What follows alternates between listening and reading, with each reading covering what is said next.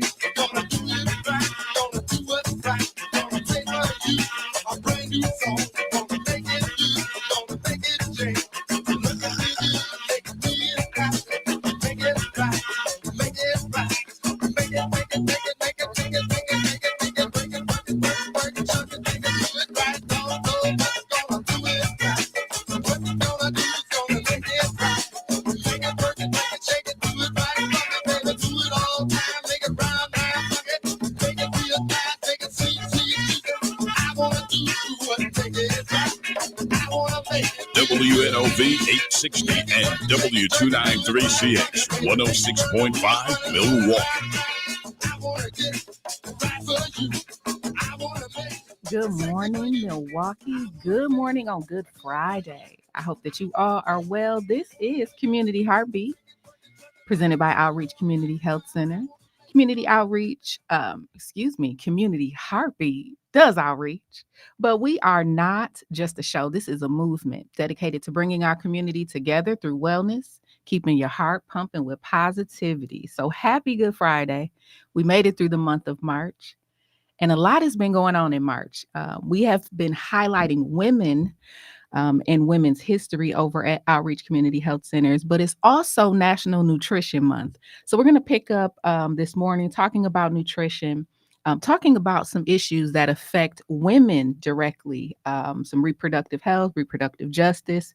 In our second hour, we will have a special guest, as always, to come and shed some light on conditions that affect us so that we can move forward in a more healthy way. You know, we're going to have a little fun. I'll press a couple of hot button topics today, but I hope that you are off from work. You just rolled over, you got your coffee, you got your tea, and you're going to settle in with me for the next 2 hours. So welcome again to Community Heartbeat. So we last month we talked a lot about good food, but how that good food affects our bodies. We had the pleasure of being connected with Dr. Subtle Robinson, who talked about how our heart and our feet all are connected. But again, this being National Nutrition Month.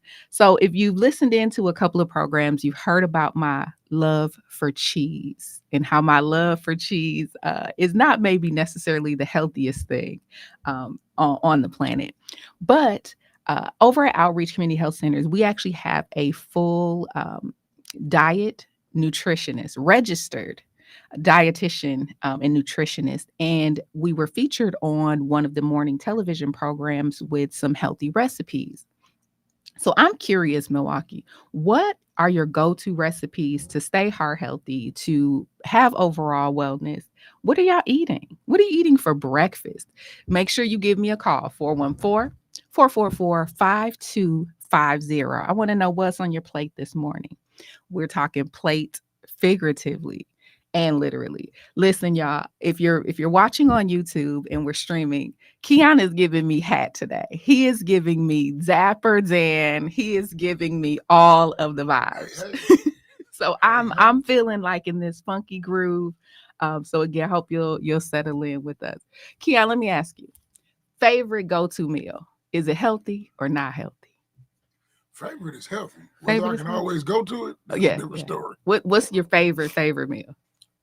Baked salmon, and wild rice. Ooh, little vegetables. Little glaze on it, you understand? Yeah. That's actually one of the recipes that our registered dietitian featured, slamming chili salmon. So if you had the opportunity, slamming chili lime salmon. Yes, indeed. Yes, indeed. So you could check out our social media feeds and see what that looks like in real time. Scroll back through a couple of posts and check that out. So I love salmon. I'm a catfish girl. I'm the pork of the water. Yeah. Yeah, the swine of the water. The swine of the water. The swine.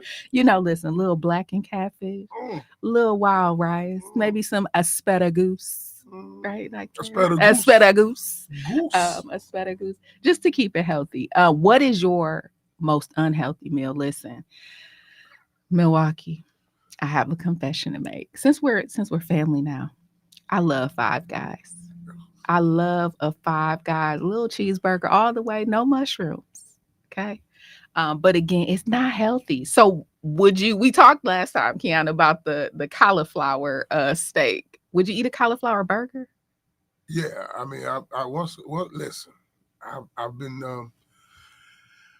It's been proven to me. Yeah, they brought the Impossible Burger up here with the right season. I was like, wait a minute. Well, that's going to take us down another path with the simulated foods and the genetically modified foods, and what that looks like, what that's doing. So I hope I have some of my regular listeners out there that are ready to jump on that genetically modified train. What you got?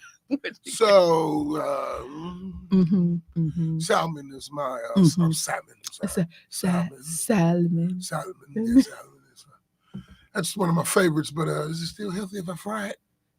See, are you frying? See, then we get into the oils. What are you frying it in? Now, ideally, corn oil. Okay. But vegetable oil. They say, the canolas and the olive oils and all of those, they say they're not the healthiest. Now, I did say I was going to go get me some old school lard one time. Listen. Me some fish and some that's chicken, what I need. School. I need my cast iron. I need my catfish, and I need to but look, over the course of life, these things are clogging up our hearts. So I look at it like this. For everything that I'm frying up, I'm paying for another vacation for the cardiologist, right? So how do we lighten those up? Do you like baked fish? Is baked is generally speaking better. But I feel like if you have a little fried fish, you put some vegetables with it, you're in a good place. Moderation is key. So we had an event in March. Yeah. I want to go to May so bad. I want some flowers. I want some warm weather. But we had an event on March 20th, which was called Dine with Docs. Dine with Docs was held at Benihana's, and we had the best time. So if you came out to that event, thank you for supporting Outreach Community Health Centers. If you didn't, make sure you get your tickets early for 2025 because it is going down again. So during this event, we had 14 hibachi tables. And with these hibachi tables, we had physicians from around the city cooking for us. So at my particular table, we had a phenomenal surgeon. I believe she's from Freighter, and she was precise with her cuts of our meats and delicacies, our shrimp, our chicken. Everything was so very delightful. Shout out to County Executive who came through, our mayor, city of Milwaukee. We had amazing dignitaries, 3 judges. Judge Derek Mosley, thank you for showing up and supporting. Pedro Colon, thank you for showing up and supporting. And Judge Christy Yang, thank you for showing up and supporting. So just an opportunity to be dedicated to Milwaukee, to support health initiatives, to support healthy eating, and to support getting those regular checkups and monitoring your health. Now, if you've been listening to Community Heartbeat over the course of the last few months, you know that we focus on 5 particular areas. So we've got mental health, we've got violence, we've got drug and drug overdoses, we've got alcohol usage, and access to health care. Those are our focuses for our programming. Those are our focuses for the dedication that we have in the community and the focus for this show. So fast forward to July. Get your calendars out. Since again, I know you're at home, you're relaxing. Get your calendar out. Saturday, July 27th, we will be hosting the Community Health and Resource Fair right over at Outreach, which is located at 220 West Capitol Drive in Milwaukee. This health and resource fair, y'all, I can't tell you, it's going to be amazing. We're going to have a ball. There will be cooking. There will be eating. There will be fresh fruit. There will be activities for the kids. There will be challenges, wellness challenges for our community, and just a day of programming to make life better for residents here in Milwaukee. So I hope that you'll save the date. I hope that you'll join us. Follow us on social media, all of the channels. We're there. So National Nutrition Month, also Endometriosis Awareness Month, which is what we'll be talking about in hour 2 with our special guest. How eating affects women's health is an important focus that we need to do. So ladies, we talked a little bit about our heart health last month. We talked a bit about our feet, and we know that conversation went it was fun. I'll say it was a very fun conversation. Keon, did you go in and get your feet checked out from last time? You were talking about some corns and I can't. No. My feet is purdy. Feet is purdy? Yeah. Well, that's a different. We're not purdy. They man purdy. You put a little polish on them every now and then. Oh, every time I get in the tub, I scrape the bottom. Oh Lord. Don't want to cut myself. Oh Lord. Well, let me pull up some data here. I'm interested to dig in with this Milwaukee because I'm waiting for you to tell me your favorite recipes. Healthy, maybe not necessarily the healthiest, but as we're talking about that, 414-444-5250 is the number to dial. Call in, give me a quick shout. Access to healthy food is probably the biggest issue when it comes to nutrition and putting healthy quality food into our bodies. So I'm curious, Milwaukee, why do you think, if everybody has to eat, right? The concept is we have to eat to be alive. Why do we think there's no healthy food? Now I'm going to give my commercial rationale behind it. Healthy food may not be profitable. Healthy food might not be profitable. So let's say I have a little bodega on the corner and I'm selling fruit. If you all don't come through to eat that fruit today, I throw the fruit away, right?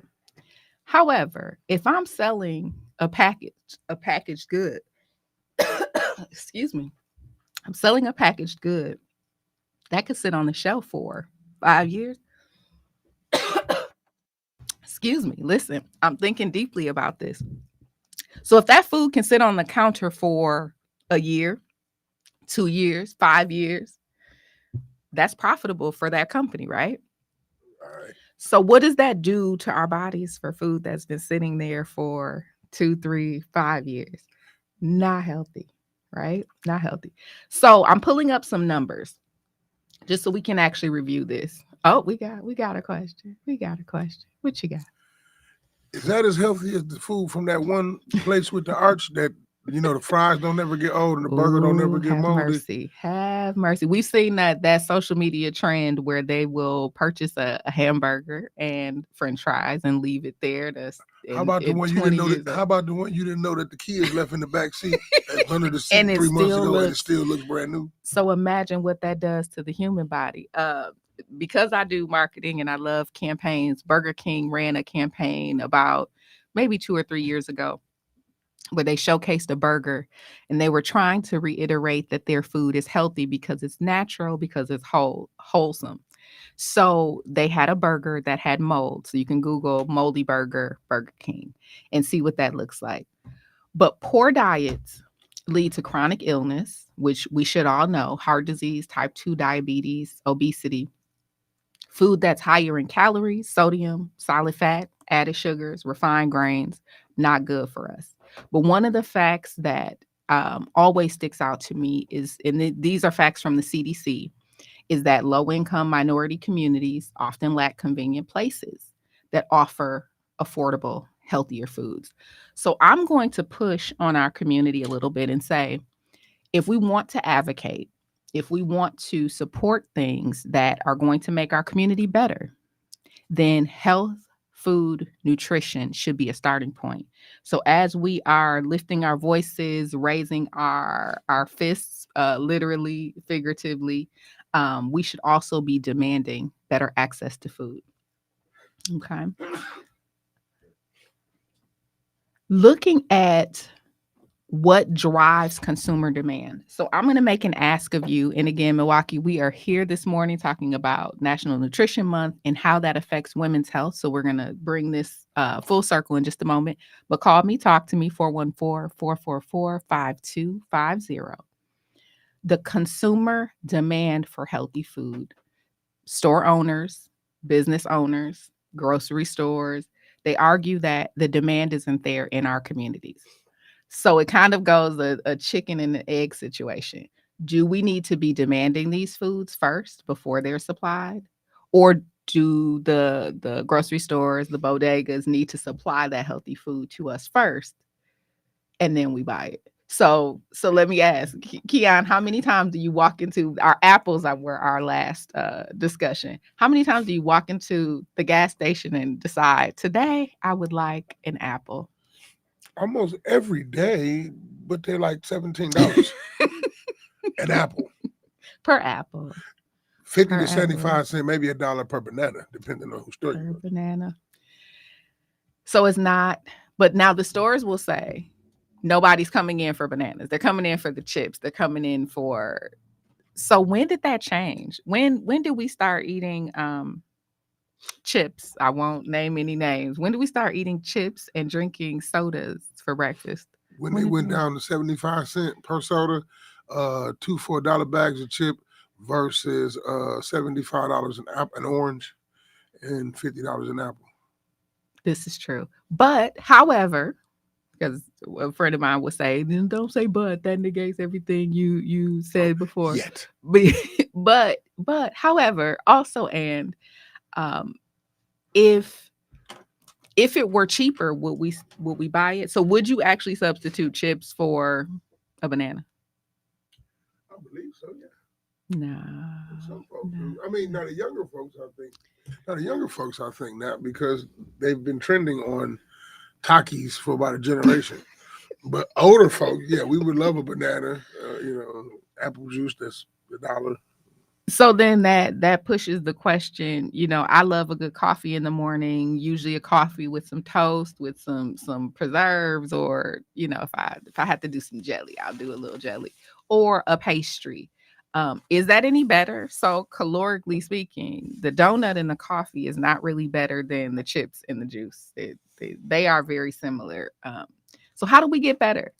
Do you think a fast food, healthy snack place would be successful? Tell me that, Milwaukee. Do you think if we had a drive-through fruit stand that it would be successful?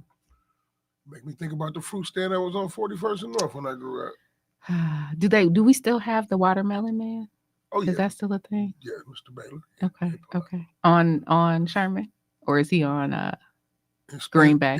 Well, they are everywhere. Sherman and on Green Bay by Lincoln Park. Yeah. Just not here anymore. We need more.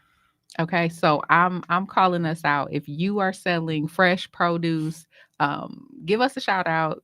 Throw a hashtag up on your social post, hashtag community heartbeat. Tag us, let us know what you're doing to make Milwaukee healthy. We'll be right back after this.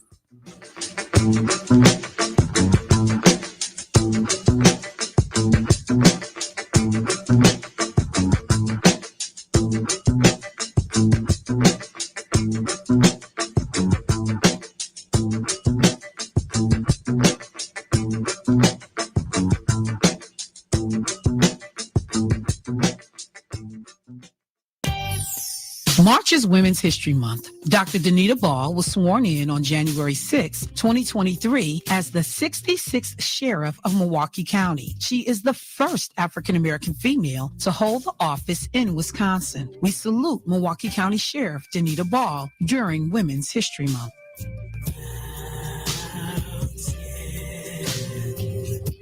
This moment in women's history was brought to you by U.S. Bank. U.S. Bank has more than 50 locations in the greater Milwaukee area. Visit usbank.com to find a location near you. U.S. Bank, a member of FDIC. The Hustle and Grow Show, powered by the Center for Teaching Entrepreneurship, will be Saturday, March 30th at 8 a.m. Please join us as we discuss the World Economic Forum, Heart Month, and women entrepreneurs. Then we're going to play a chocolate guessing game and debate on whether or not we think college is mandatory. So please join us for the Hustle and Grow Show, powered by the Center for Teaching Entrepreneurship, Saturday, March 30th at 8 a.m.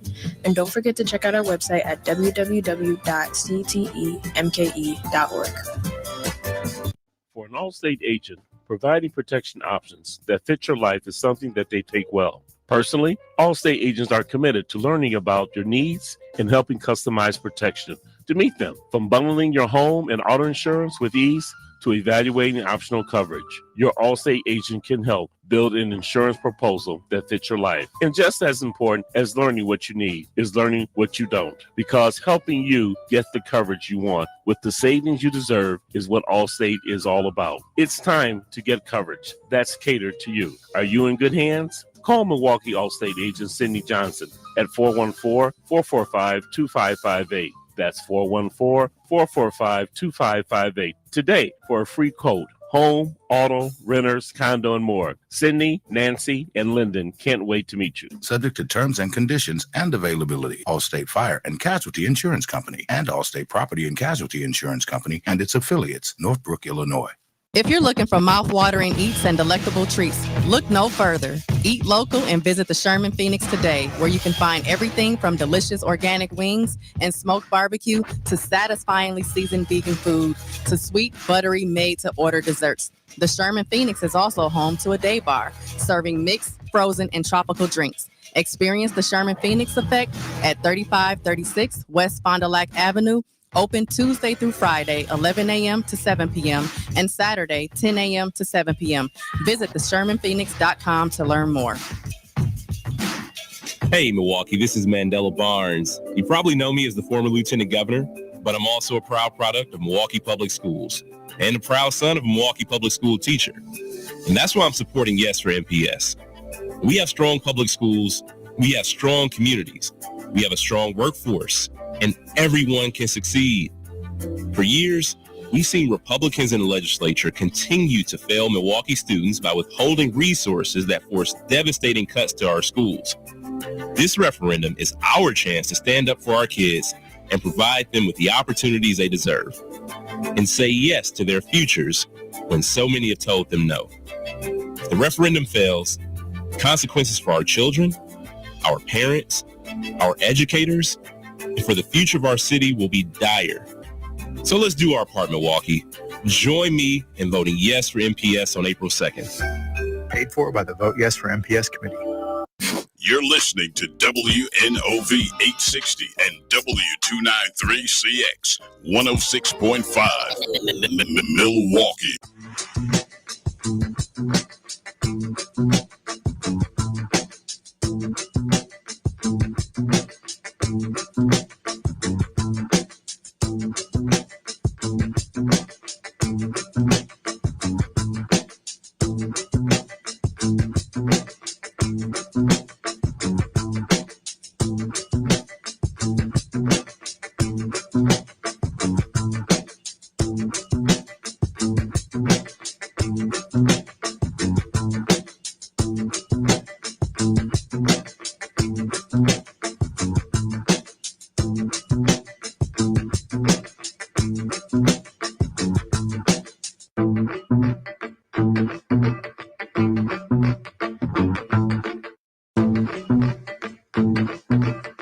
You're listening to WNOV 860 and W293CX 106.5 Milwaukee. Good morning and welcome back to Community Heartbeat Milwaukee. Good morning on a good Friday. Hope that you are well. This is Community Heartbeat presented by Outreach Community Health Center, where we are chatting nutrition. So I started thinking about how nutrition and nutrition habits follow us through life, how those habits then basically make us into the adults that we are. So I won't call any names, but I'll say I've got a few family members that when we have a great meal, there's always got to be followed with something sweet.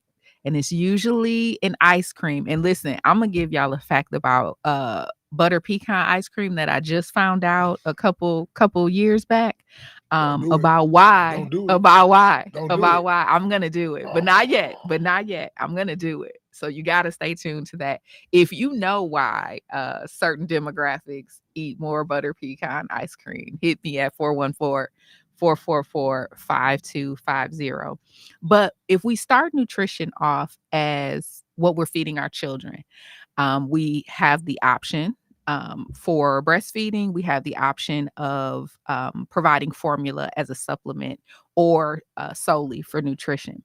So as we know, formula has changed over the course of the years. So interested to find out for those women who have breastfed their children, if there's any changes, if you maybe did with one and not the other. I'm interested to hear what your thoughts are on nutrition and how nutrition might have played a role in your children's upbringing. So I know personally, I did for maybe 3 or 4 months. And I felt like it made a difference just in bonding with my daughter, but also in her health. So I feel like she's a sharp whippersnapper. She's just a brilliant kid. And I feel like a lot of that came from those first few months of breastfeeding. But then that moves into childhood. So imagine with me for just a moment that your child is born. They are solely formula based. And then in childhood, they are eating the prepackaged snacks, processed foods, because they're quick, because they're efficient. So listen, you're not going to get any parent shaming from me. I think we all do exactly what we have to do. And then when we know better, we do better. But the processed foods, the snacks that we're feeding in childhood, which then those habits carry over into adolescence. So it's the chips, it's the sodas, it's the juices, it's the refined sugars. And then we push that into adulthood with maybe eating the fried foods, with imbibing the alcohol and not drinking water. Those things have a sustained effect on how we show up in the world. Now, again, I'm not here to beat anybody up. I have already shared with you my vices, so I hope we can do that in this safe space. but collectively, let's commit to adding more fresh fruit, adding more vegetables in that childhood through adolescence, and especially as adults.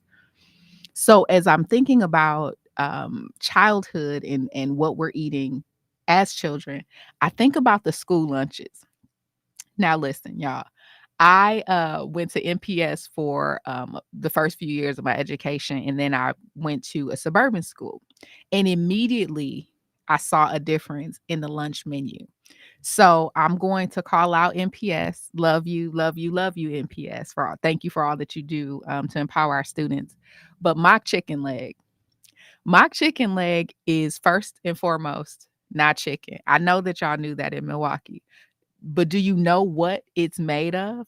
If you were one of the students that was uh, blessed to have mock chicken leg, give me a call, 414-444-5250.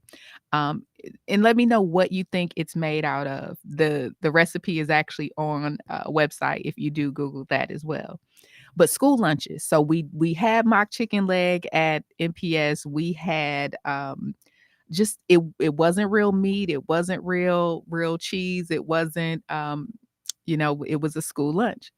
When I went to the suburban school that I ended up graduating from, totally different. You had real chicken sandwiches, and I remember that was my aha moment, was like my very first lunch with a real chicken sandwich. It was like Chick-fil-A back in the day. I'm like, this sandwich is moist. We have toppings. We have a toppings table. We have a salad bar. You can get your fresh fruit station. My mind was blown.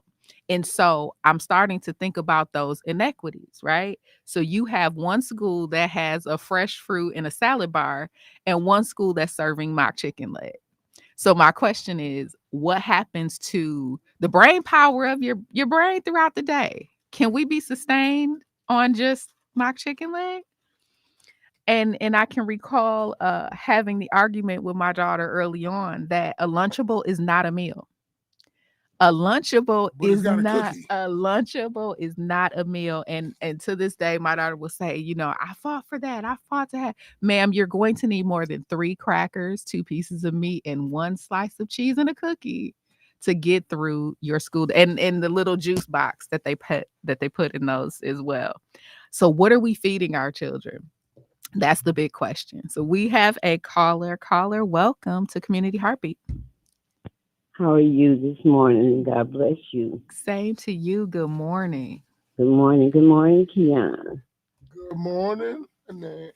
All right.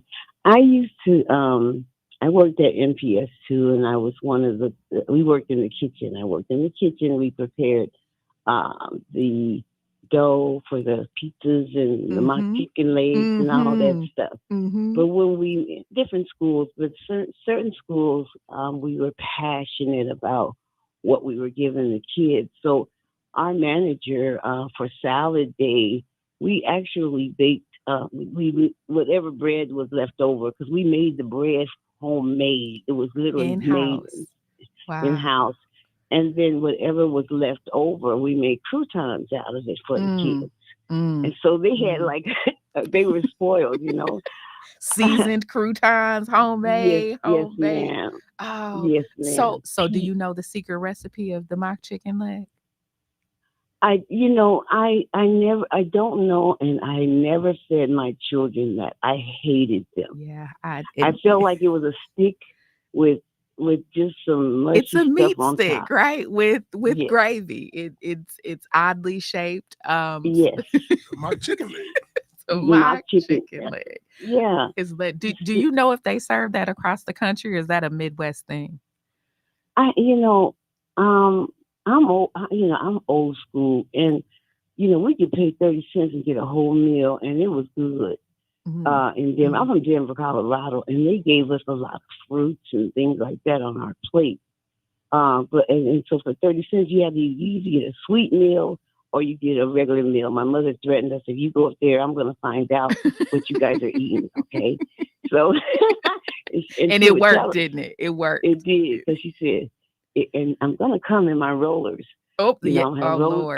Lord, that is the threat of all threats. It's like I will come and with house shoes and just And rollers. you The- knew that you were in yes, deep ma'am. trouble.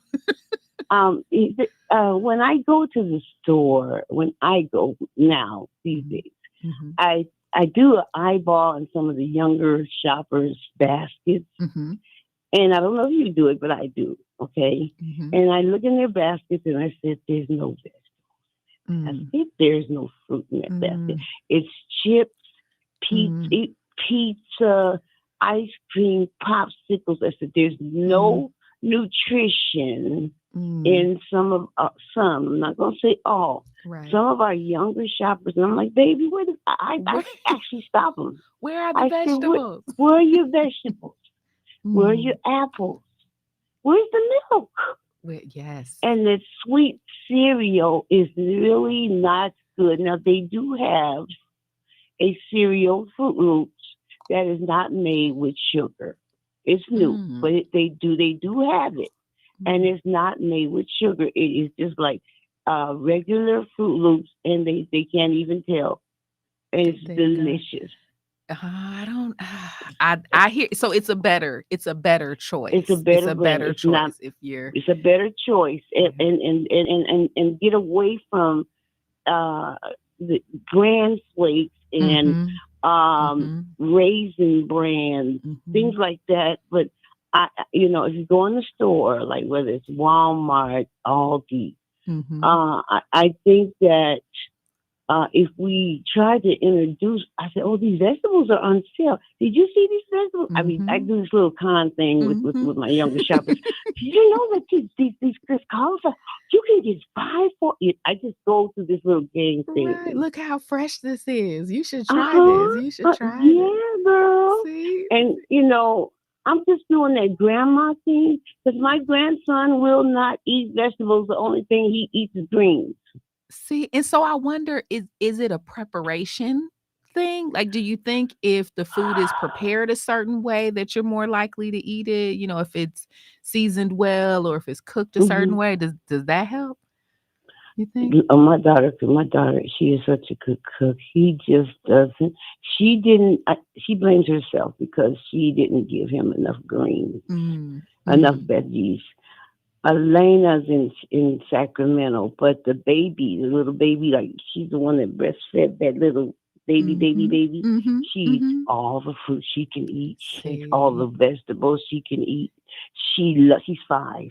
She loves her vegetables and fruit. And that I feel like carries throughout life, right? Like you'll be thinking of new ways to enjoy these fruits and vegetables, and incorporate them. So I know, things like spinach, things like asparagus, I didn't like until I was a little bit older. So I probably wouldn't have reached for those as a kid. But the carrots, the corn, the green peppers you can slice and dip. The celery, those things. So it's not necessarily wiping out everything. It's introducing. But I do have a burning question. What is your healthy meal and what is your maybe naughty meal? Okay, I love salmon like yourself. Oh my God, salmon is my go-to. And when I prepare it, I have a diabetic husband. And when I prepare it in grapeseed oil. Grapeseed. See, that's one of the oils, Keon. You got to write that one down. Grapeseed. Grapeseed, and you don't have to have a lot because salmon, you don't have to fry it. You just put a little bit in your skillet, and it does its own thing through its own juices. And grapeseed oil, you just flip it over, and you take a little bit of lemon pepper and put it right on top of that grapeseed. Listen, you got these homemade croutons. You got this delicious. What time is dinner? That's what and what are you preparing on Sunday dinner? That's really what the people want to know. Yes. And then I make a tossed salad. Are you listening? Are you listening, Keon? I make a tossed salad. Put my order in.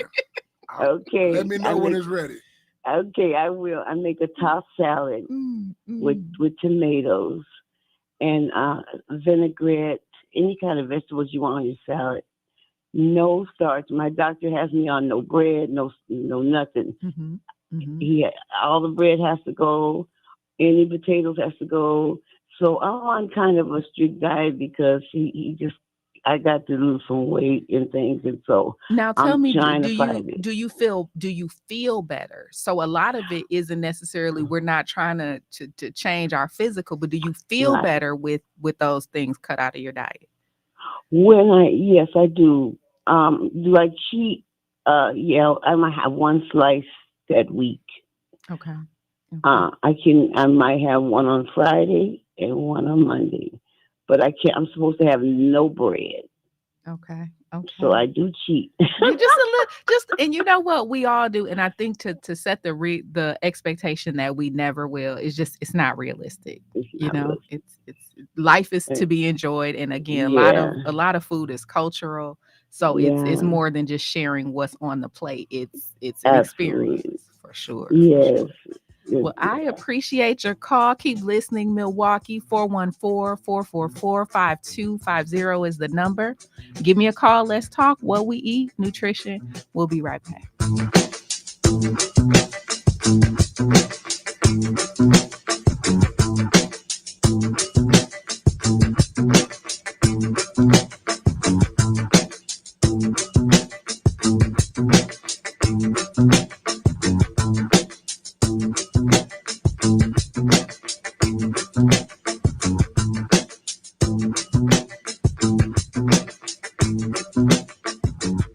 Center for Teaching Entrepreneurship presents its third annual Big Head Soiree, Thursday, May 16th at the Marcus Performing Arts Center in the Bradley Pavilion. I'm Andrea Williams, and I'll be your host for this spectacular event. It's designed to salute the co-founder, Miss Radonna Rogers, as she loved to wear big hats, and this is one way we honor her. We will also celebrate and recognize the accomplishments of Milwaukee's leaders in entrepreneurial ventures. TTE was founded with the mission in mind to help young people understand business, financial literacy, and themselves, and how they can find their way into the marketplace and be productive citizens. We have found a great way to educate, stimulate, and advance what we're doing within this community.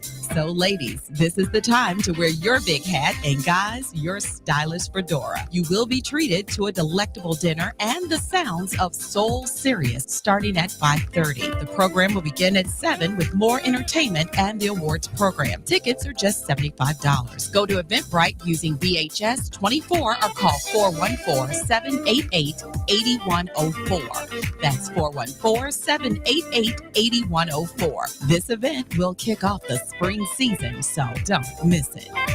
This event is sponsored by Wisconsin Black Chamber of Commerce, U.S. Bank, Brewers Community Foundation, and BizStart. Easter and prom is here, and graduation is near. Stop by Nicovani's, where they have a large variety of suits, blazers, and shoes to get you right for that special day. You already know Nicovani has the $100 hookup. You can get a suit, shirt, tie, and shoes, all for just $100. They're open 7 days a week with an on-site tailor. Nicovani's on the second floor of the Mayfair Mall across from the movie theater. It's the place to shop for men. Milwaukee. This is Michelle Bryant, your host of Say Something Real. When President Joe Biden wanted to talk to Milwaukee voters, he called WNOV. And welcome President Biden to Milwaukee and to WNOV. How you doing today, sir? I'm doing well. I had a great event downtown, and I'm at the headquarters now, and we're feeling really good. It's a great day. We have we have 1,000 volunteers going out here in Wisconsin, out of Milwaukee in particular. So we are ready to roll in Wisconsin. Well, I tell you what, God love you. We win Wisconsin, we win it all. For up-to-date election information, keep it locked on WNOV 860 AM, 106.5 FM. Attention, music lovers. Are you ready for an unforgettable night? Come out to Shank Hall, 1434 North Farwell Avenue for the Divas of Soul tribute featuring the talent Christopher's Project with guest vocalists Samira, Just Becca, Mel Salfo Spears, and Sandra B. Doors open at 6 p.m. Sunday, April 14th. Tickets are just $25 in advance and $30 at the door. Don't miss out on this unforgettable night of soul. Grab your tickets now. For more information, call 414-276-7288. That's 414-276-7288. Well, I've grown tired WNOV 860 and W293CX 106.5 Milwaukee.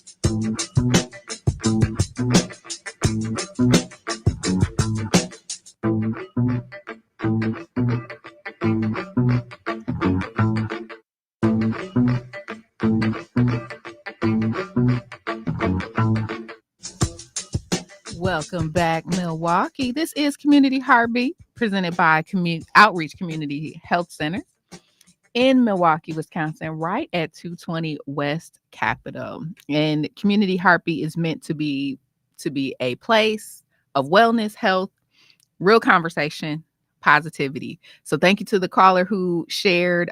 Sometimes it's good to peek in someone's cart, see what they're putting together, and inspire them to add just a fruit or vegetable. We talked about healthy meals, making it a little more healthy, different oils that we can be using. Give me a call, 414-444-5250.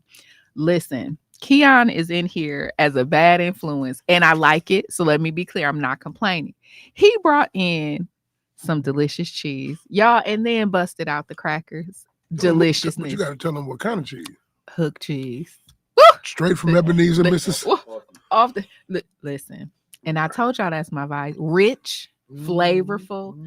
Mess around and just get into a little food coma. Just finish the whole block. Finish the whole block. So I'll post a picture of that a little bit later this afternoon. But we were talking school lunches and the trends and the habits of healthy eating. I want to take it in another direction, which is food insecurity. So it's one thing for us to talk about the food that we have to eat. It's a totally different thing to not have food to eat. I pulled up a statistic from Marquette University. Marquette University did a poll, Neighborhood Kitchen, and said Milwaukee County has the second highest rate of food insecurity in Wisconsin, behind Menominee County at 17.2. The statewide rate is 10%. And that is courtesy of Feeding America on Marquette University's website. So 17% of people in Menominee County don't know where their next meal is coming from. Milwaukee at the second highest, Why Milwaukee? That's the question. Why? In a world that has abundance of food, beverage, why do we have food insecurity? Give me a call, 414-444-5250. And then how does that food insecurity play a role in how we show up in the world? According to the data here, it says food insecurity has been linked with increased risk of numerous negative health outcomes, including obesity and chronic disease. As we talked about, it's just sometimes easier to grab the burger, the fries. It's not as easy to grab the fruit or the vegetable. Children dealing with insecurity experience increased risk of obesity and developmental problems. So I want to take this into, I always notice at the turn of the summer. So when our children are getting out of school for the summer, we see the school lunches go up. We see that students can come in their neighborhood schools, in centers, in churches around the city, and they can pick up food. So my question is, how do we as a community show up for ourselves? How do we make sure that food is where it needs to be? And then that food is of a healthy variety. If you have some answers, 414-444-5250, I'm interested to find out how food insecurity can be solved. Is there a solution? A few weeks ago, I wouldn't say popular. I am frequently on social media. I'm a heavy user of social media. just in my job. And so I logged in one day to my LinkedIn profile and saw that one of the CEOs from one of the food pantries had posted that they were having one of those days, stressed out, wondering how we help remedy this situation. And so I was a little bit convicted. You know how when you get that message and it hits you right in the heart. I said, we sit in these fancy restaurants, and some of them not so fancy, and we eat, and we don't consider our neighbor who might not have that food to eat. So even a quick donation to a food pantry, even grabbing 2 or 3 additional uh, food goods that you can donate is helpful. We know that when we're in a recession, when the finances change, when there's a policy change, we bear the brunt of that. So I'm imploring you, I'm inviting you, I'm hoping that you will reach out to your local food pantries because our neighbors need us. Okay. But it made me think again, the students in the summer. Do you remember growing up just being outside all day? But I would have parents in my neighborhood that'd be like, you know what? Y'all have been outside all day. Let me make some sandwiches for y'all. Right. And you could just sit on the porch and eat some sandwiches with your neighbors. What happened to that? Do we know? Do we know why that's not a thing? Any reasons? And if you saw a group of kids in your neighborhood, is your first thought, let me make sure these kids are okay? Let me make sure these kids are okay. My neighbors are okay. Do we do that anymore? Is that out of style? It's out of style. It's weird because, you make some sandwiches for the kids. Somebody probably call them Chester. Don't go over there on this porch. That's true. That's true. But it's a fine line because our babies are hurting. Right? Our babies are hurting. One thing I am extremely sensitive to, and so for my ladies, because again, we were talking women's health, you have the neighborhood kids who just gravitate to your house. Pay attention. Pay attention to the babies that always show up at your house and are hungry. Right? You may be the safe space for those babies. You may be the only meal that they're going to get that day. So I'm hoping that Community Heartbeat is a way for us to just rethink how we move through the world. Not necessarily, again, I'm not here to beat us up. I'm not here to make us think. That's what I'm here to do. So those neighborhood kids that might be gravitating and hanging out with you, pay attention. And also to your point, let me give a shameless plug to Heart Love Place because they do have the summer meals program. Ms. Viola, remember over there, where in your neighborhood, if you are willing to organize and facilitate, you can have breakfast, lunch, or dinner prepared and dropped off by Heart Love Place.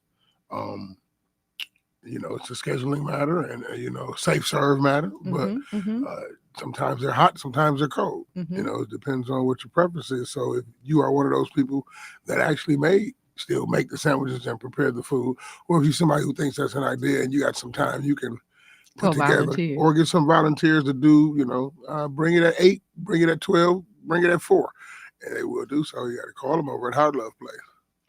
Come on, shout out Heart Love Place. Give us a call. I believe there are other places that do it also, but that's who I partner with over in the Atkinson area. Sure. No, this is good stuff because it's each one reach one, right? So we are all in this together. And with that being said, April will be National Volunteer Month. So get a head start on what's coming next week. Get out and volunteer in your community, feed your community, pack a school lunch for the kids through a program, stock up your local food pantry, give a donation. And then there'll be opportunities to. Okay, Keon just brought out some. There'll be opportunities to what? Go ahead. He's trying to be nice in here, y'all, because we done ate up all the cheese. You got to finish this. No, I had a question about this. But opportunities to what? You stopped missing. I did because listen, snacks. I shared with y'all. I was open with y'all. Are these healthy though? Those are healthy. So they're edamame. They're dried snap peas. Right. Snap peas. Very healthy. Very healthy. Listen, and if you eat the whole box, and I'm not bag, because see, the bags come in a box. Let's be clear. I'm talking about multiple packs. That's your business, as Tabitha Ann Brown would say. Eat them. I'm not gonna lie to you, I'm reading here. So in this bag is 3 servings. 130 calories per serving. So if you eat the whole just bag, multiply that by 3 and then just give a little walk around the 390. house. Just walk around the house. But it's healthy. It's healthy. 0 sugar. It's healthy. And they say, there's no such thing as eating too much fruit, too many vegetables. You can dry those. You can, right? So that's a good snack. It doesn't taste like potato chips, though. I know it doesn't. Actually tastes better. Oh, well then see, look at us being healthy after eating the whole block of cheese, y'all. We just ate in here. Again, you'll see pictures. I'll post some evidence of that. But again, making sure that we're taking care of each other, packing some healthy snacks, because that affects how we move forward. So in our next hour, we are going to be talking women's health exclusively. So I talked a lot about nutrition. We're going to talk about the chronic conditions, the reproductive issues that affect women here in the city. And before we do that, and before we go to break and then come out on the other side with our guest today, we were up in Madison for AKA Day at the Capitol. So salute to my women of Alpha Kappa Alpha Sorority Incorporated, doing community service since 1908. We were talking maternal health, right? And so food security mixed with, are you getting your vitamins as a pregnant woman, determines how your baby comes into the world. So as I was sharing earlier, you think about what babies eat, those habits you take into childhood, the habits you take into adolescence, and then as you become an adult. I also believe that the stress that you have as a pregnant woman affects how your baby develops, right? So the goal is to provide safety, provide quality health direction for women that are pregnant, but also different birthing options. So having a doula, all of these things, we need to kind of take it back to where we used to be. And I think that's how we get back to health. So we'll talk about babies and the cuteness as we come back from the break. You are listening to Community Heartbeat. Babies are cute. Also, we will get into that. Not all babies are cute, but there is a psychological reason why babies are shaped the way they are. So we'll talk about that a little bit too, right? 414-444-5250 is the number. We'll talk to you after the break.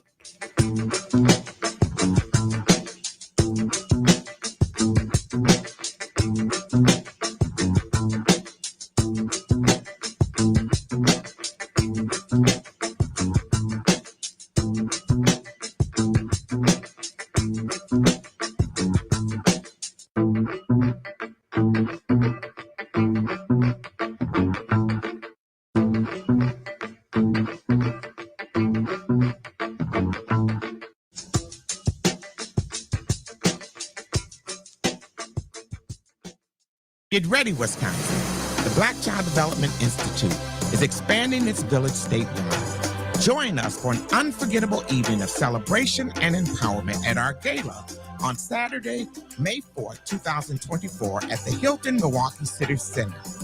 Tickets are available for $150 per person and sponsorships are available.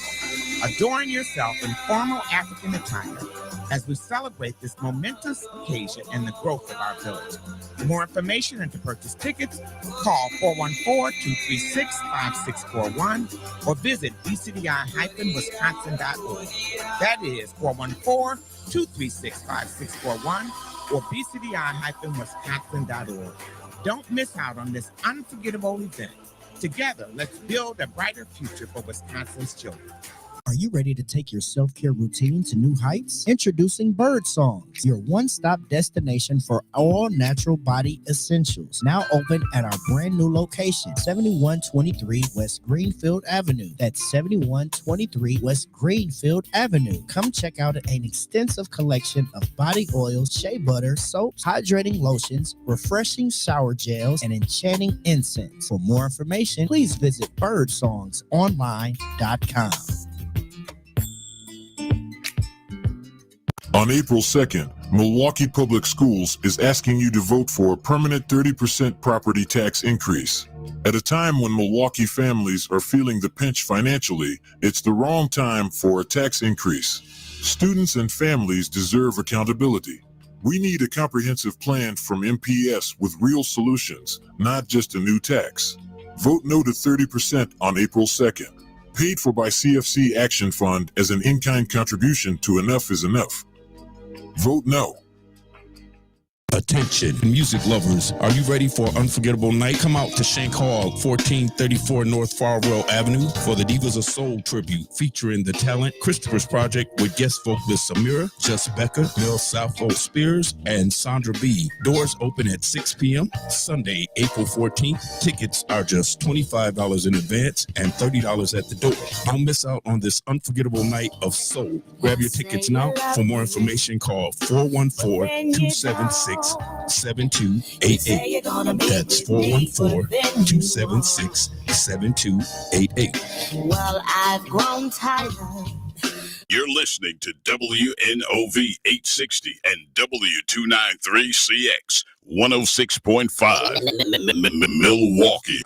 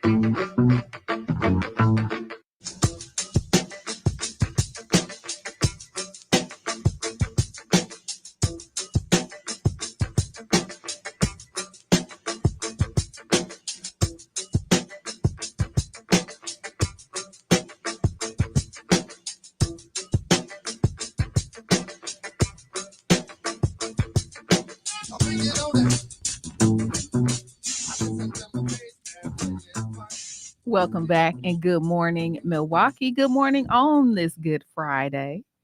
Welcome back to Community Heartbeat. Every last Friday of the month from 7 to 9, you can hear Community Heartbeat presented by Outreach Community Health Centers, keeping the community healthy. We have screenings, we have mobile clinics, we have behavioral health, we have pharmacy, everything you could possibly need to stay healthy and well in our community under one roof. You can find us at 220 West Capitol. You can find us online at ochc-milw.org. But today you can call in and chat with us, 414-444-5250. So I am excited. In the studio for our second hour, we have the illustrious, the magnanimous, the brilliant Dr. Hillary French. Dr. Hillary French is a board-certified OBGYN working at Outreach Community Health Centers. She was born and raised in Milwaukee, Wisconsin. Mm-hmm. Medicine was always a topic of discussion at the dinner table, with her father, who worked as a general and vascular surgeon, and a mother who worked as a nurse in radiation oncology. After spending time with her aunt, who passed away from breast cancer, she was motivated to embark on her own journey in the medical field. Dr. French went to undergrad at Xavier University in Cincinnati, Ohio. And after undergrad, she went to medical school at Meharry Medical College in Nashville, Tennessee. While at Meharry, she became interested in women's health and founded the Women's Health Club on campus.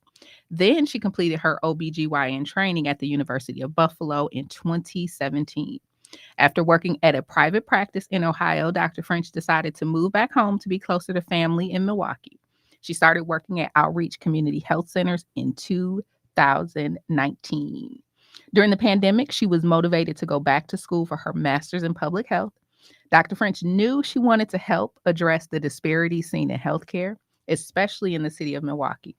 At Outreach, she is focused on community outreach with the launch of Step Up Divas, a wellness group targeting postmenopausal women. She also started the Cub Club, a pregnancy support group targeting pregnant and postpartum moms. In her spare time, Dr. French enjoys spending time with her husband, going on walks with their dog, Emmy. She enjoys baking chocolate chip cheesecakes and watching basketball. So welcome to the show, Dr. Hillary French. Welcome. Good morning. Good morning. Thank you so much for that introduction. I'm so glad to be here today. Yes. And like I said in your intro and your bio, you are a powerhouse in OBGYN. Thank you so much. I appreciate So that. share with us just a little bit about the passion that surrounds women's health. How did you arrive at that particular passion? So as you mentioned, my mom is a nurse, and she would do talks at our church, and I would help her put her presentations together. And this was back in high school, and just watching her give these talks, and then the women just really, really had so many questions and questions that they were afraid to ask with their providers. And it motivated me to know that education is so needed in our community. Important. And that has kind of lit a fire in me in my daily clinic and outside of clinic as well, to make sure that we are emphasizing education and women's health in our community.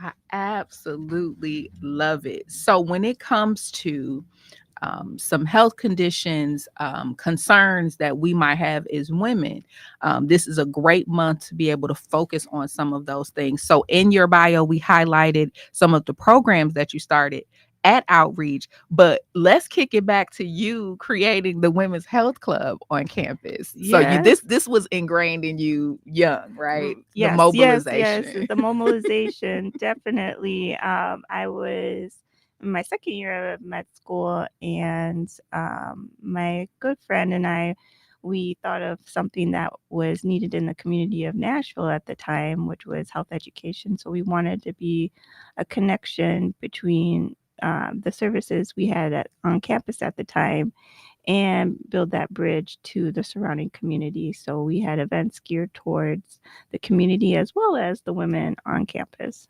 I love that. So that carries through today. So you're mobilizing a different group of women. So we mentioned 2 programs. Start us off with the Cub Club. What is the Cub Club? And then we'll come back and talk about why that particular support group is so needed. But what is the Cub Club? It sounds cute. So the Cub Club is a pregnancy support group, and we have at Outreach once a month. And we discuss different topics in pregnancy and postpartum, because that postpartum period is so critical, especially in our community. We discuss everything from what to expect in each trimester, what to expect in your postpartum, how to take care of yourself postpartum. We address mental health as well, because that's really critical in the pregnancy. So we discuss postpartum depression, how to distinguish baby blues from postpartum depression. And then we also have talks on building your village in pregnancy, and making sure that you have a strong support system. And sometimes women don't have that. Sometimes and they don't. We try to kind of fill those gaps that if someone is lacking, like a strong social support system, that we may come in and help either with, whether it be transportation, because we have an excellent prenatal care coordinator at the clinic. So all under the same roof. So roof. We got the transportation, we've got the brilliance once you arrive at the support group, and then the tools. See, I told you she was good. I told you. So the other support group that you have is the Step Up Divas. So just give us a quick, brief description of what that is, and maybe how you came to develop that. Yes. So Step Up Divas is a group focused on postmenopausal health.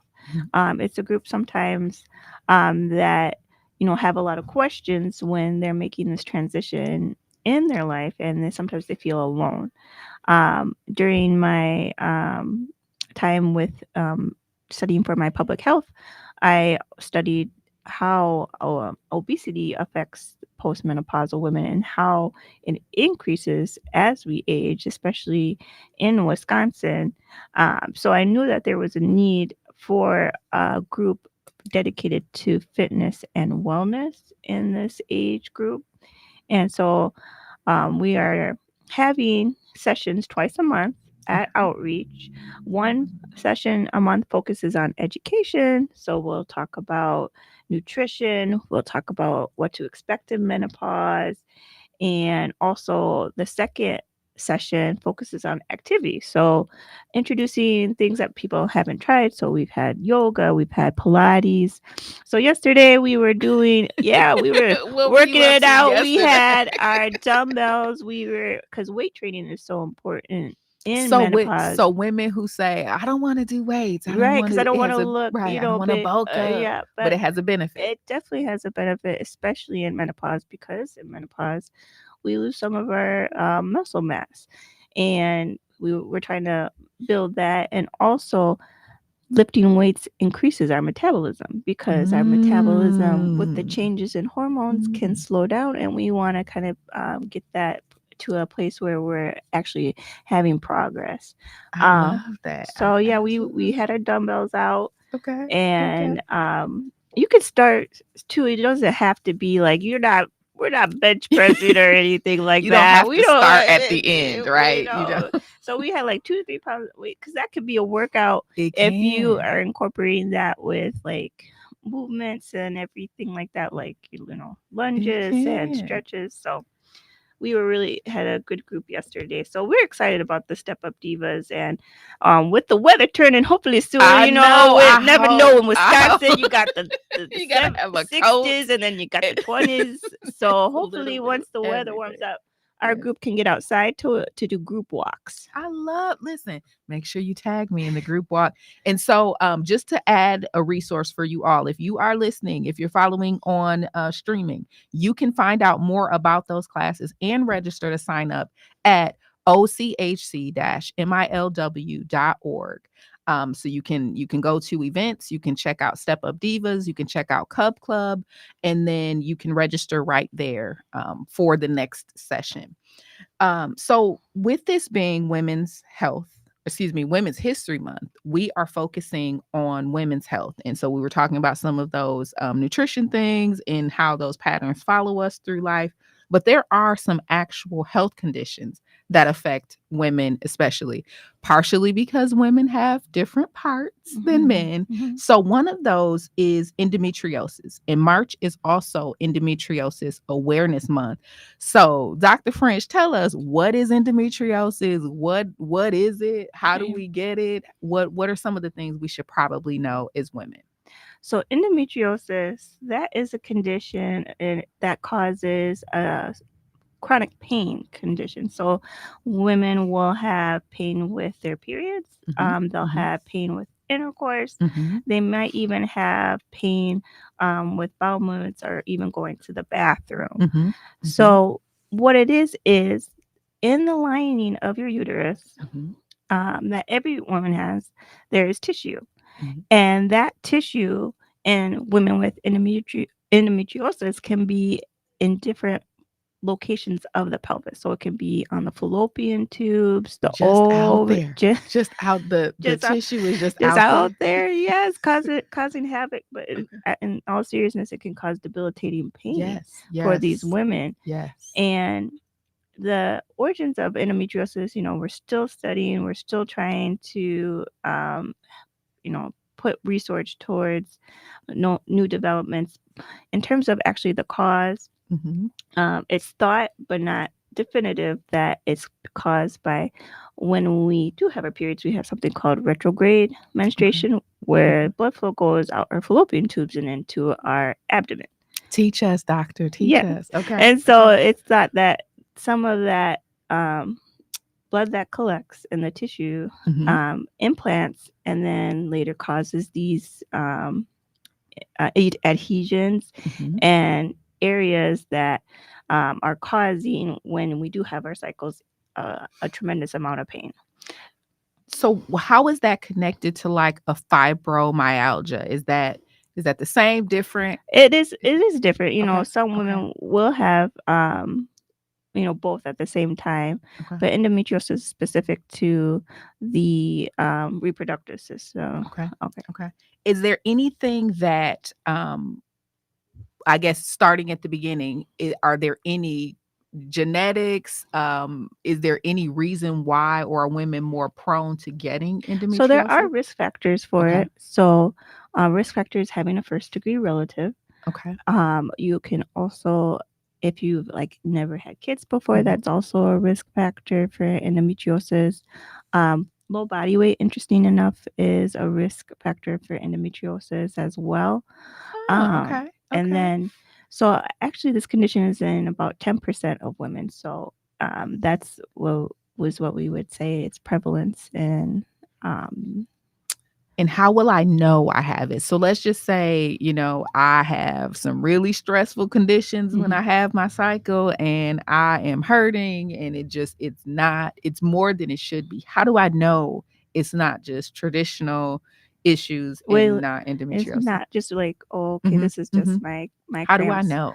So you would go in and discuss with your OBGYN the symptoms that you're having. And right now, endometriosis, unfortunately, you can't know for sure unless you do a laparoscopic procedure to see those That's a big adhesions. word. What does that So mean? What does let that me break it mean? down. Let me break It's it a big down. old word. Yes. So basically, a laparoscopic procedure is when they make an incision in your abdomen and they place a camera, and then they can see inside and see, everything in your abdomen, including your reproductive system and your bowel. Yeah. So they'll see those adhesions at that time. However, to prevent delay in someone or treating someone, right now, endometriosis is a clinical diagnosis where you take into account your symptoms and when you say the symptoms, it's not just the cramps, it's debilitating cramps where you're like missing You work, can't move off the you couch. can't move out the couch, and so you take all those things into consideration. And endometriosis is, unfortunately, it takes some women a long time to be diagnosed because sometimes concerns of pain are dismissed and things like that. So it's definitely shake it off, grab some ibuprofen. yeah, so it's definitely something women should advocate for when they think this could possibly be happening to them. So you determine I've got my test done. I've been clinically diagnosed that I have endometriosis. What are some of the treatments or therapies that I can get to kind of alleviate the pain, the hurt? Sure. So endometriosis is kind of a multi-approach because sometimes women won't get pain relief with just one thing. Some women can have pain relief with changes in their diet and changes in their lifestyle and increase in exercise. So staying away from anti-inflammatory foods. And then in terms of over-the-counter, ibuprofen, managed alternating that with Tylenol. And sometimes that doesn't work for women. And so there are hormonal therapies to prevent people from getting their periods. So birth control pills. There are some patients that choose Depo, which is a progesterone injection that you get every 3 months. Some women do IUDs, which is an intrauterine device that we can place in the clinic. So those are some type of hormonal options to kind of suppress the hormones to prevent you from ovulating, to prevent that The downward pain, the adhesions. Yes. And then there are some, if those therapies don't work, you can go on to other therapies that are kind of newer in terms of kind of slowing down the cascade of the hormones. They're called GnRH agonists, but I don't want to get too much in the weeds. It's too much in the weeds. That's a good one. We might have to do a separate series on that for sure. And then surgical management. And say if all these therapies aren't working, or if you alternate, you've tried the pills and those helped for a year, those pills stopped working for a year, and then you tried Depo, that worked, then there's a discussion to have about surgical management where they go in and take down some of these adhesions and these implants So it's a long process that women have to, um, endure with this condition. So we definitely need more research geared towards it in terms of finding the best outcomes that we can for women. That's it. That's it. So we will take a quick break. We'll come back. We'll talk reproductive health, pregnancy, prenatal care, postmenopause, and how to get through it all. You are listening to Community Heartbeat, presented by Outreach Community Health Centers. We'll be right back.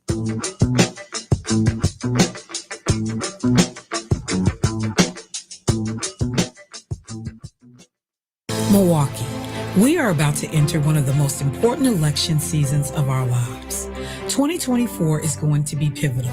Here at WNOV, we work to ensure that our listeners are informed, knowledgeable, and engaged. On Tuesday, April 2nd, tune in from 3 to 8 p.m. for another edition of Election Central. Hear from candidates, discuss ballot referendums, and get real-time election updates and report problems throughout the course of the day. We are ready, and you should be too. Election Central on WNOV 860 AM 106.5 FM, sponsored by Souls to the Pulse.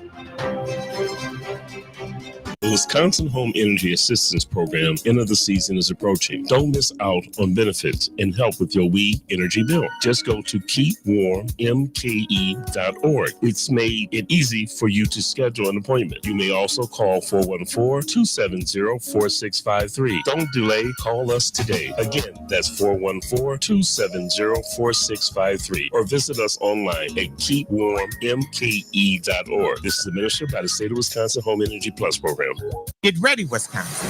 The Black Child Development Institute is expanding its village statewide. Join us for an unforgettable evening of celebration and empowerment at our gala on Saturday, May 4th, 2024 at the Hilton Milwaukee City Center.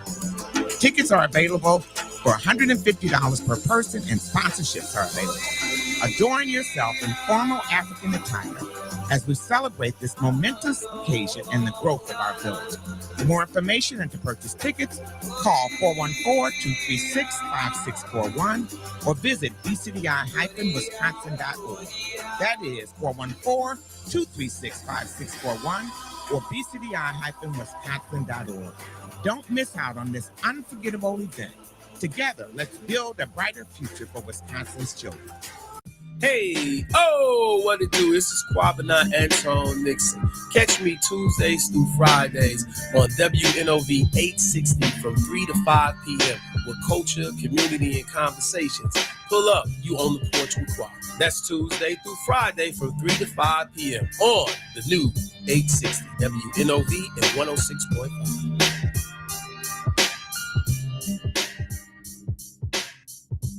Hi, this is Keith Paris, the host of Community Voice, asking you to join us Mondays through Fridays from 9 to 11. You will hear from interesting guests, Wednesday's Word, and topics and subjects that impact our beloved community. And don't forget about me, Devon Jones, DJ The Protege, here every Friday, bringing you Free Flow Friday, Politics Nation, Sports, Haters Nation, local events, national events. And remember, while I'm here, there'll be no passes given. That's Community Voice heard on The Voice, WNOV 860, 106.5. WNOV 860 and W293CX 106.5 Milwaukee.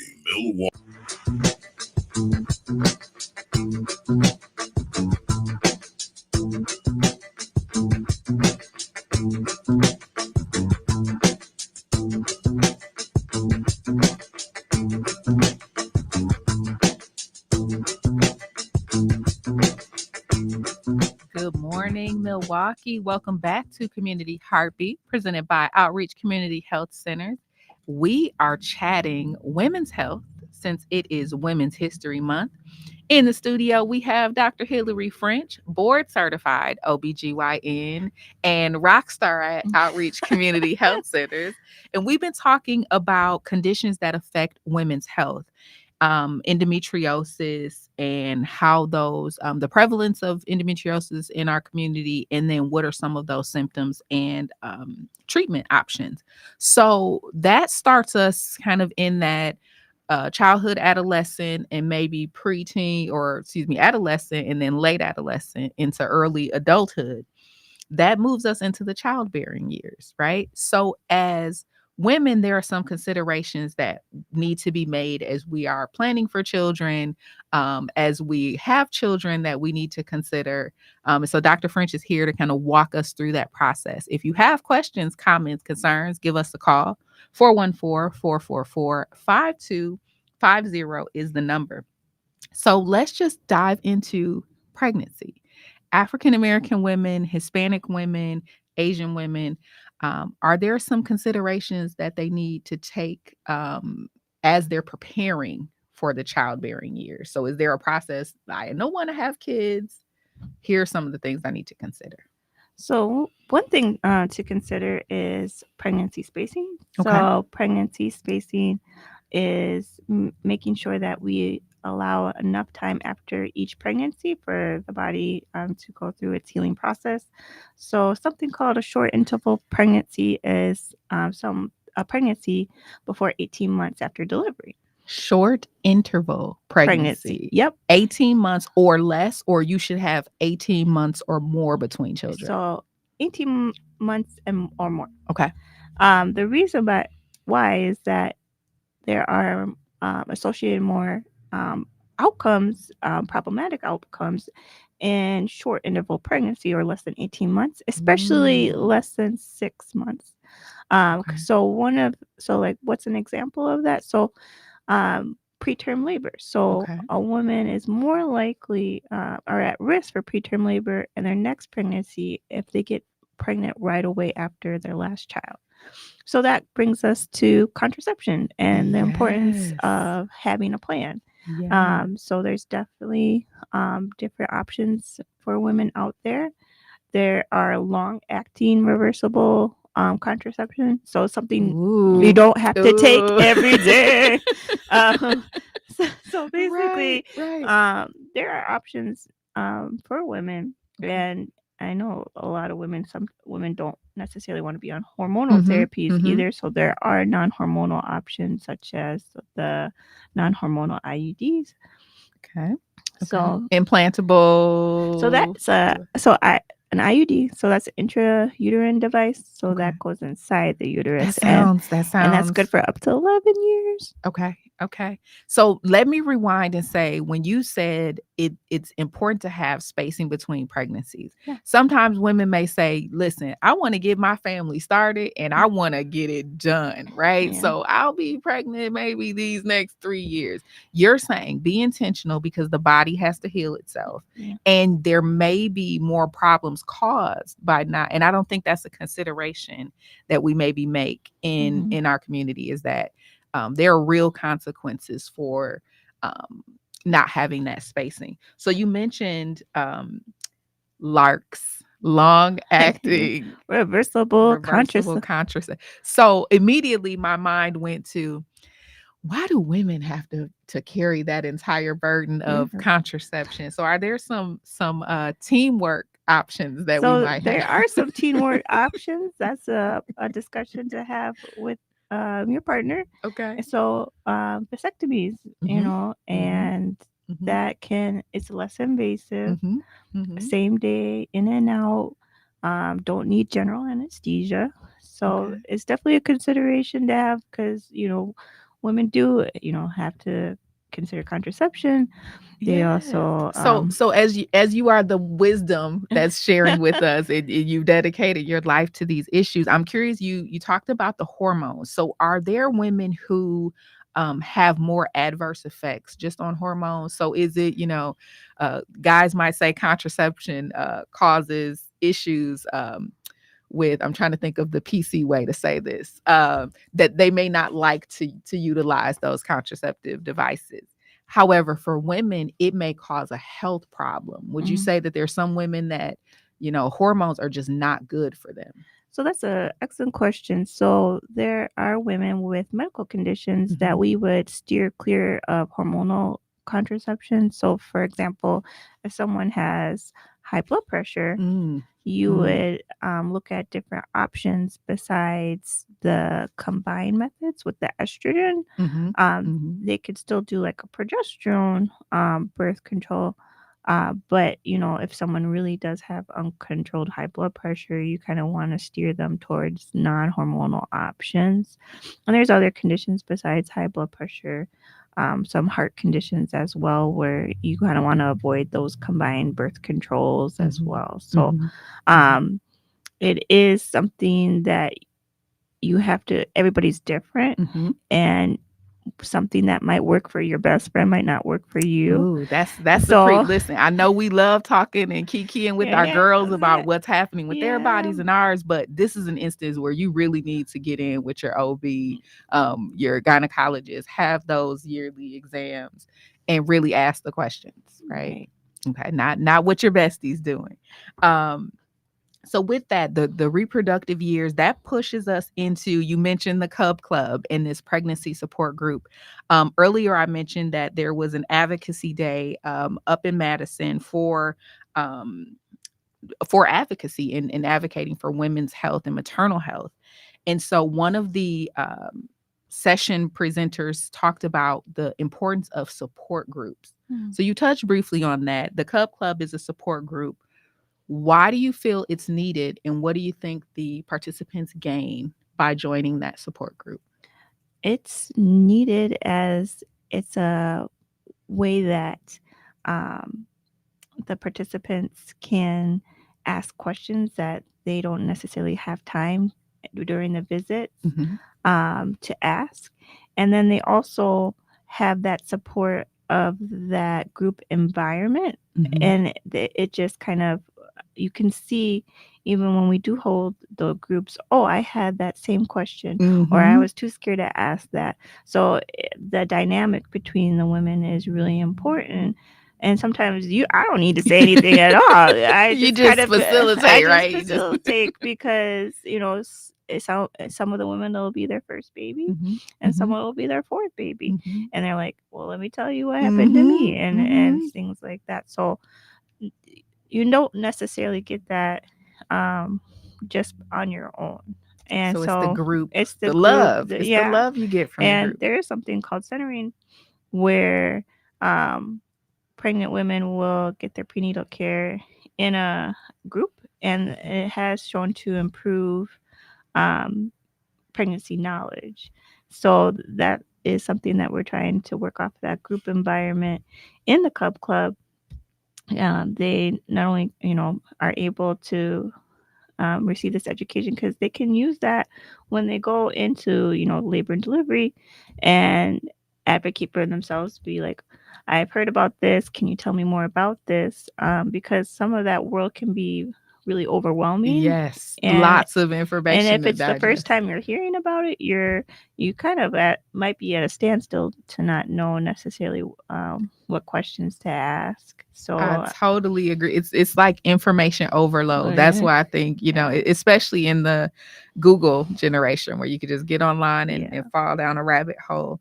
And then we also have care packages for the women. Talk to me about the kid. Now I've seen the care packages. So give a little, what would someone expect? So they go online, they go to ochc-milw.org. They register for the next session of Cub Club, which is April 18th. Yes. And it's what to expect in each trimester. So we'll go through what to expect in your first trimester up to your third. And we will say, also touch on what to expect in your fourth trimester. You're like, fourth trimester? Fourth trimester. I signed up for 3. They're like 3?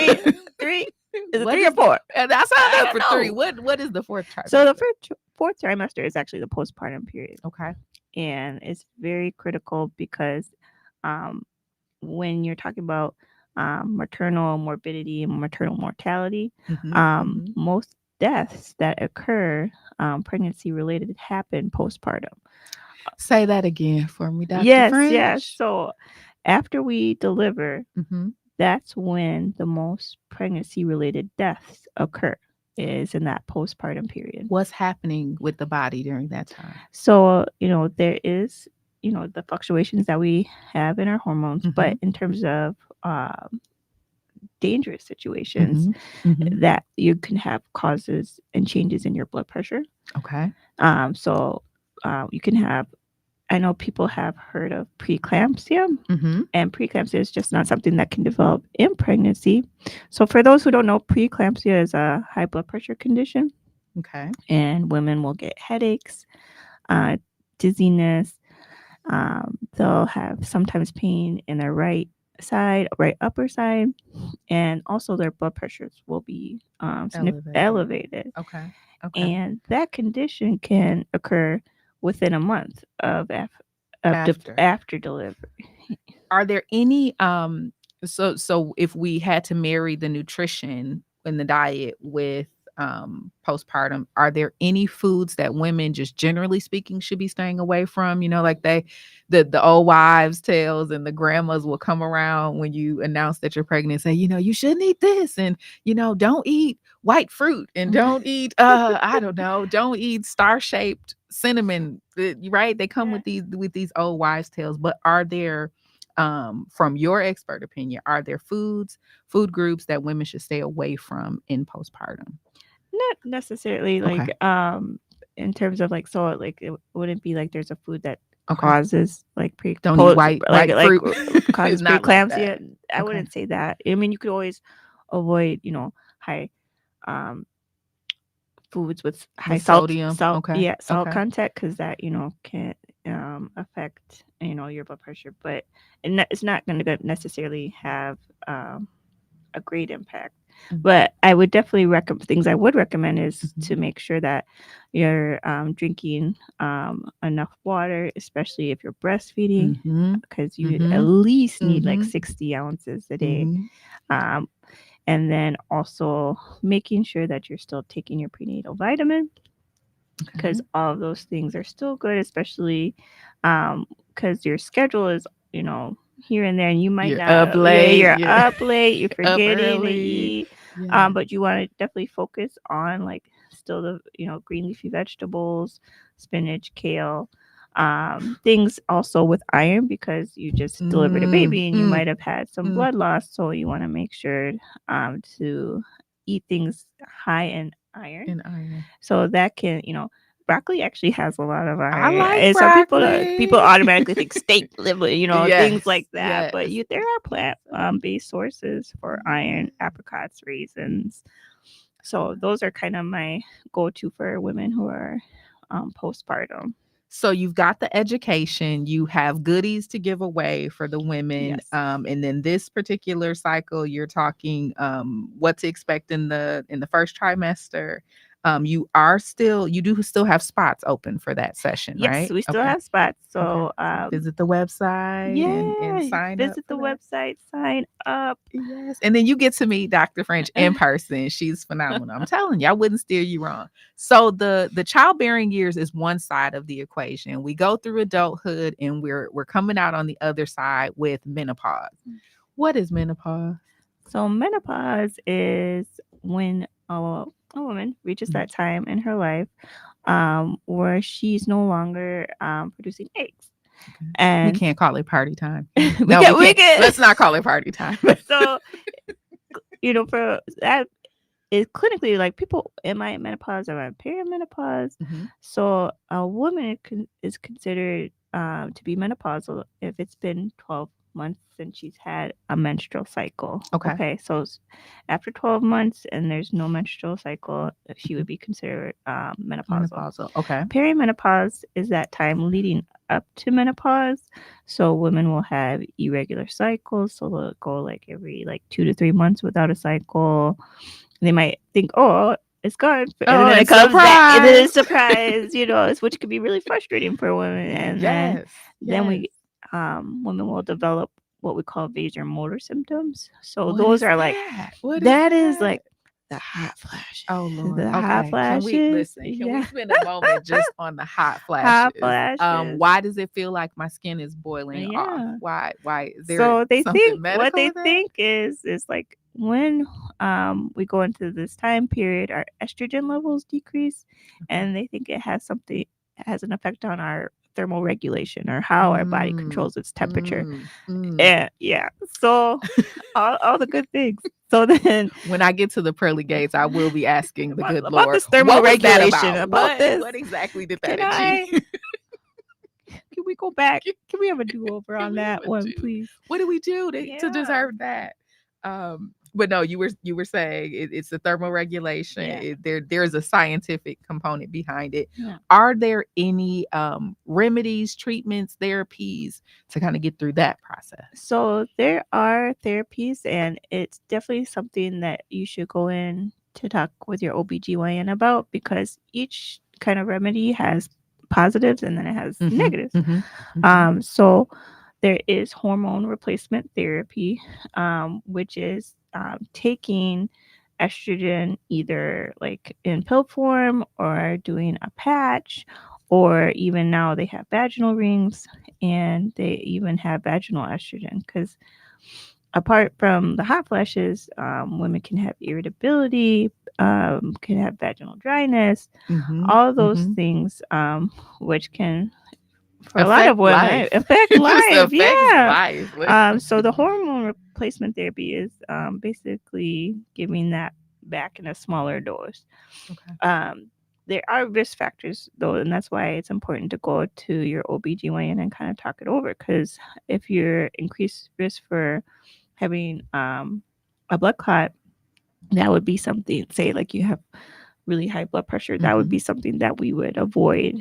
And another option besides hormonal replacement therapy are actually medicines that are traditionally used for depression. So those, no hormones. You do take those like daily, and then you would follow up with your OBGYN, because some people do have the side effects of starting new therapy, and you want to make sure that you're monitoring, right? And then there's other non-traditional methods of treating the hot flashes, such as gabapentin, which is usually treated for That's a new one. So gabapentin is traditionally used for issues with like people having numbness and tingling, or what we call neuropathy. We learned about that last month with the feet. We did. So, but sometimes people have side effects of feeling dizzy. So there is definitely like, you have to go through the risk factors for each possible option. Overall, in terms of wellness, they show that exercise can help quality of life in menopausal women. So that's another thing. You're thing. Gonna say diet, nutrition, all the health, all the exercise. You're gonna give us the whole rundown what we should be doing. Right? Yes, all the good things. Yes. So people can register for the Step Up Divas, and you said there are two components. So there's like the learning component, the education for one session, and then there's the activity, the fitness for the second session. Yes. Yeah. So for April coming up, we have April 11th. So we'll be talking more in depth about the changes in menopause and what to expect in the different treatment options. And then April 25th, we'll be doing our fitness activity, and that will be a walk. So we'll be walking at the Beeline Trail from 5 to 6. Okay. I love it. So we'll take a quick break, and when we come back, we'll wrap up. But before we go to break, you can give us a call, 414-444-5250. If you've got questions for Dr. French, you can still sign up for the Cub Club and for Step Up Divas online at ochc-milw.org. We'll be right back.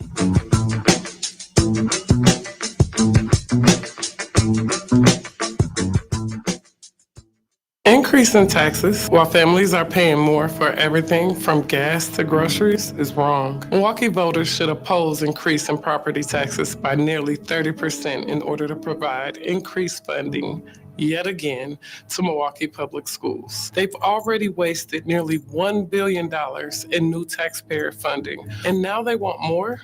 They don't even have a plan on how they'll spend it.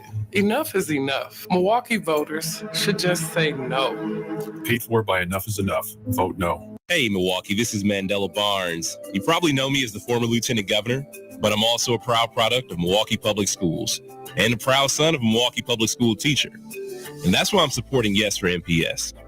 We have strong public schools, we have strong communities, we have a strong workforce, and everyone can succeed. For years, we've seen Republicans in the legislature continue to fail Milwaukee students by withholding resources that force devastating cuts to our schools. This referendum is our chance to stand up for our kids and provide them with the opportunities they deserve and say yes to their futures when so many have told them no. If the referendum fails, consequences for our children, our parents, our educators, and for the future of our city will be dire. So let's do our part, Milwaukee. Join me in voting yes for MPS on April 2nd. Paid for by the Vote Yes for MPS Committee.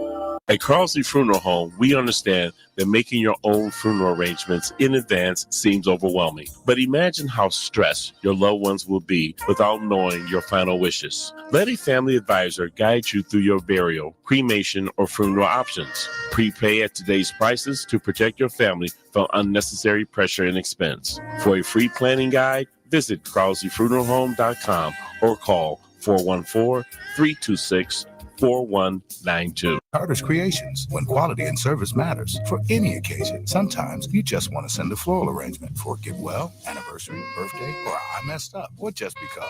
Carter's Creations at 1727 West Hampton Avenue is the place you need to call. So call them today at 414-265-1727 or visit them online at carterscreations.com. Carter's Creations has been in business for over 30 years. Therefore, you know they know what they're doing.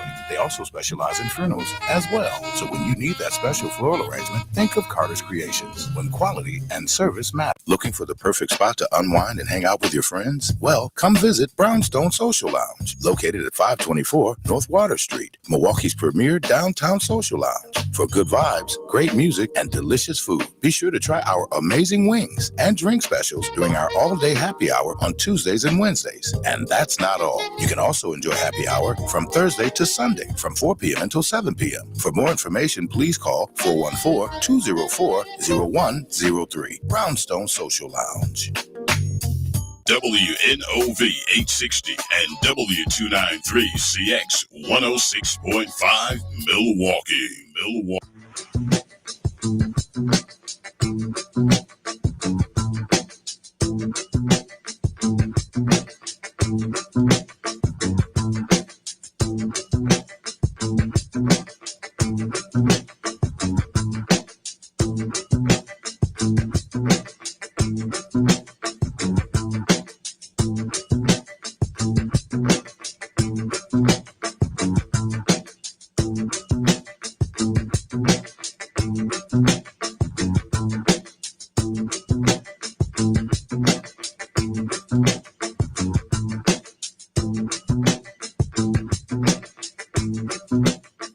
Welcome back to the last segment of Community Heartbeat, presented by Outreach Community Health Centers. Listen, this is not just a show. This is a movement dedicated to bringing our community together through wellness, keeping your heart pumping with positivity.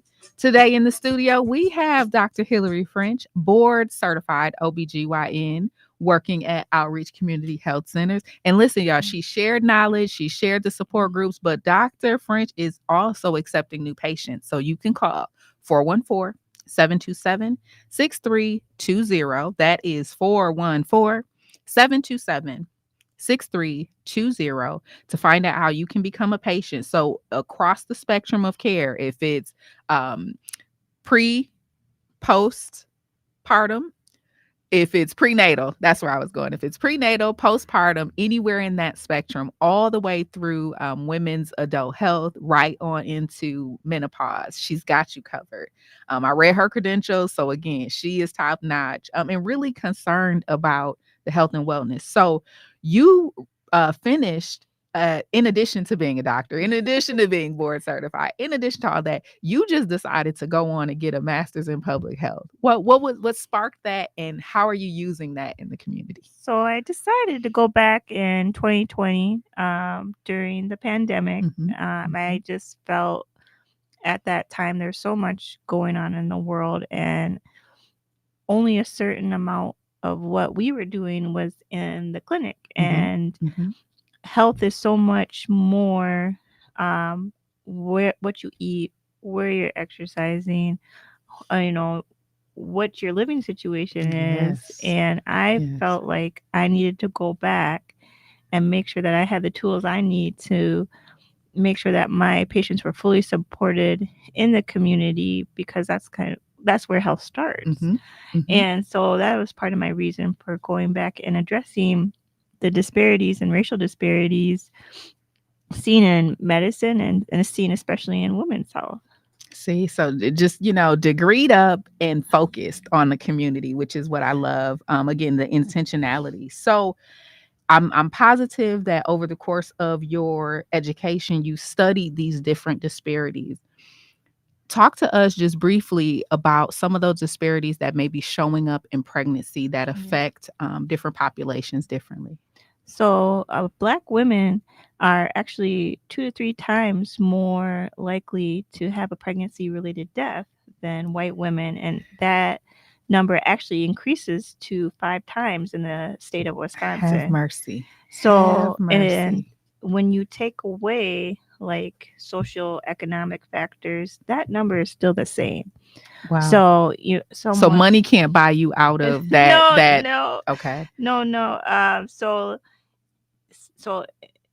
someone, if they've someone's outcomes might be better if they, depending, and that shouldn't be just because someone looks different doesn't mean that they should have a poor outcome in such a special event. It's life changing, right? And it should be a positive, but 5 times. Yeah. Are there 1 or 2 things that you can point to that might be propelling that disparity? Sure. So it's a definitely different facets that are leading to those numbers, but one specifically is actually racism and Black women not feeling heard in their pregnancy journey, which is unfortunate. A lot of women will say, during their, pregnancy, though, that I was complaining about this, but nothing was done. Even and speaking to the fact that social economic status is still the same, like Serena Williams. That's exactly where I was Serena going. Williams had she knew she had symptoms of a blood clot. Yes. And she was telling the nurse that she was Yes. having issues. Yes. And her concerns were initially dismissed.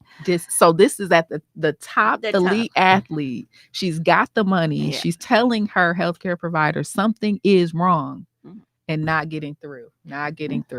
So we have a caller. Good morning, caller. Welcome to the program.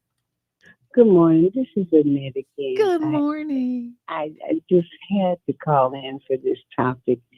To the distinguished doctor, God bless you for the work that you do. Thank you so much. Yes, ma'am. My story is I'm in my mid-60s. And earlier in life, I had twins in the early 70s, and I have a daughter. So I'm done. I had fibroids so bad that it was just, my doctor said, well, you know what? We're going to go ahead and do a hysterectomy. I had a full hysterectomy, no cervix, no tubes. Nothing, as if the left ovary removed, all of that, except for one ovary. My doctor said to me, the reason why I'm leaving you with that one ovary is because you need some kind of estrogen to go balance. ahead, to have that balance. And I said, okay. But my question to you, you probably are familiar. Are you familiar with, or anybody else in the audience, with vaginal hysterectomies? A lot of people don't know that that they can get that if possible. That's the only that was the only option for me. I was skeptical, but it was a hard thing because when I went in there, I was walking. When I came out of the hospital, I could not walk due to the stirrups during the hospital procedure in the operating room. Yeah, we were talking briefly during the break about fibroids, and that's a totally different topic, meaning there are so many disparities and conditions that happen and do have a higher prevalence in certain communities. So we were talking just during the break about that, and hopefully we can explore that in a future topic, because the reality is it does affect more. So can you speak briefly, Dr. French, to the options of hysterectomy? I know we've only got a few more moments left. Sure. But Sure, that there is you mentioned vaginal hysterectomies, and vaginal hysterectomies, each different route has positives and negatives. Vaginal hysterectomies, the benefits is that there is no abdominal incision. It's all being done through the canal. Through the canal. We're trying to keep our FCC license here, people. So some women, since there is no abdominal incision, will have a quicker recovery time. Okay. Sometimes with larger fibroids, an abdominal surgery is necessary just due to the masses that are in the pelvis. And there's also now more minimally invasive ways. And what's that? So basically kind of going back to the laparoscopic, the camera. So they can make small incisions, and they can do this with the robot. Now we're kind of getting a little fancy. And that way also quicker recovery times than a major abdominal surgery. So there are definitely more options these days. So we love the options. Again, Dr. French is accepting new patients, 414-727-6320. Sometimes you just need to be in the room with that professional to walk through. Want to remind you that Outreach does have a sliding scale. So please don't let the amount of finance or insurance or those issues become a barrier, because there are options available at Outreach. Support groups from beginning to end, just a care for women. And if I can just, as we wrap up, not only say thank you to Dr. Hillary French for being here, board certified OBGYN, Outreach Community Health Centers, but also to encourage us, inspire us women to take better care of our health. Remember, our community is depending on us. Our babies are depending on us. And again, the world really is depending on us to be well, to be healthy. So we move forward. So again, thank you, Dr. French. Well, thank you so much for having me. Yes, you can find her information online, OCHC-MILW.org. Thank you, Milwaukee, for tuning in to Community Heartbeat, presented by Outreach Community Health Centers. We'll see you back here at the last Friday of every month from 7 to 9. You can catch the replay on YouTube. Take care of yourself, Milwaukee. This is Community Heartbeat.